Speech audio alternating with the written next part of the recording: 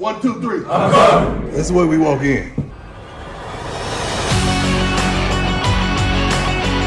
See, by now you better feel it. All you want is an opportunity to win, to compete, to dominate. And darn it, I'm going to give you that. What are the initial emotions after a stunning loss like that, where you guys were kind of rolling so much in the first half and then to be sitting here with a loss?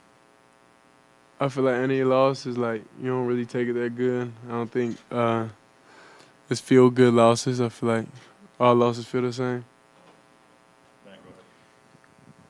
Dad was just talking about how he noticed complacency heading into the locker room. Yeah. What was his message at the half there? I'm not gonna lie, I don't even remember because I was just so locked in. I was just a different mind frame you gotta get in when you know you playing 4 quarters. So really I just like staying just focused and staying in that mode and really just carry that throughout the whole game. Do you feel like you tried to change the approach as an offense heading into the second half, or because it had worked so well in the first half, it was, let's just keep doing it, man, 29 points? Well, I'm not sure. I just executed the plays that was called.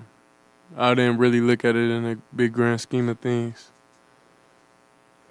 Shedeur, Troy Finnegan, CU Sports Report. Take me through the last play in overtime, the interception, and what you saw on that play as you were kind of escaping, trying to make a play. It was just a dumb play. I just threw it up. Simple. Hey, Shedeur, just what was it like playing with Travis again tonight, though? It was good. He's explosive player. It's good to have him back out there. We got to work through some plays and stuff with him to make sure he's all the ways in the right spot. But when the ball gets in his hand, he's explosive.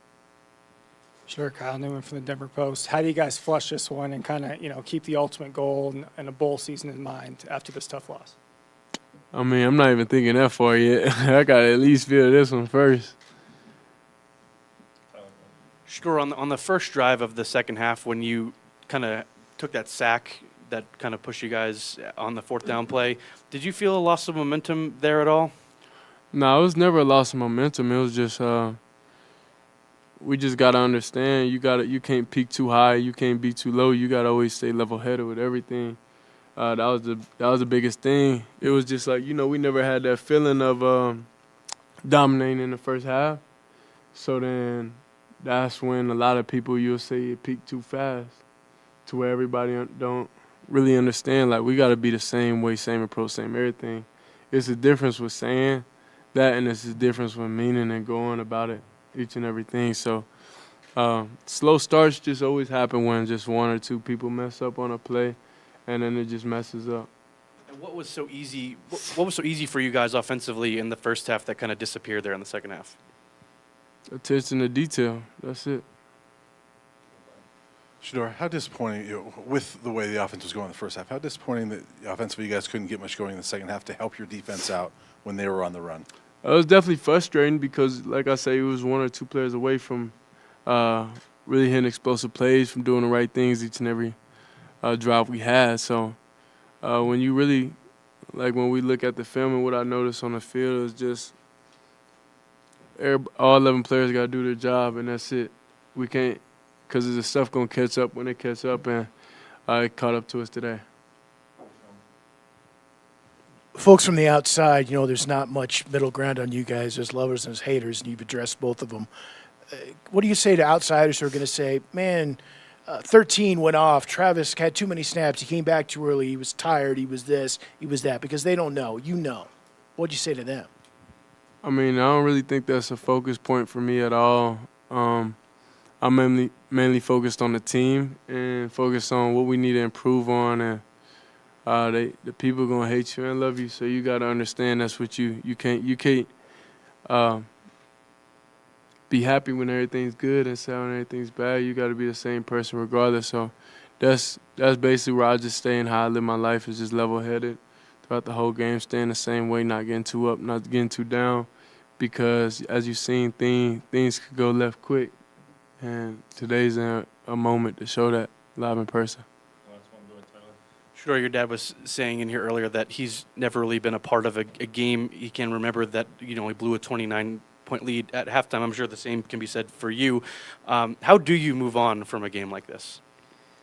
I mean, we got to accept this one first, and it's just a different level of, I would say, focus, different level of attitude, different level of just seriousness, because the little things, even like when we score touchdowns, we still busting routes. Like, we just can't afford to do that because it's gonna catch up when it catch up. So that's the main thing. Like, understand when guys busting routes and when I'm not making the right read, getting the ball in my hand, doing the right thing, then it gotta be some punishment for it. We gotta be able to grow from it and not keep making the same mistakes. Ralph Simpson with Audacity TV. First, I want to condemn you. What you did in the community, how you helped the community and your team. Mm-hmm. You know, Michael Jordan had to had some setbacks before he won championships. Yeah. The Detroit Pistons had to have some setbacks before they won some championships. Yeah. You got some championships coming. Yes, sir. Yes, sir. Some things happen for a reason, and y'all got greatness in you, and it's coming. For sure. Appreciate it, man. I feel the same way. Ariel, you want the last one?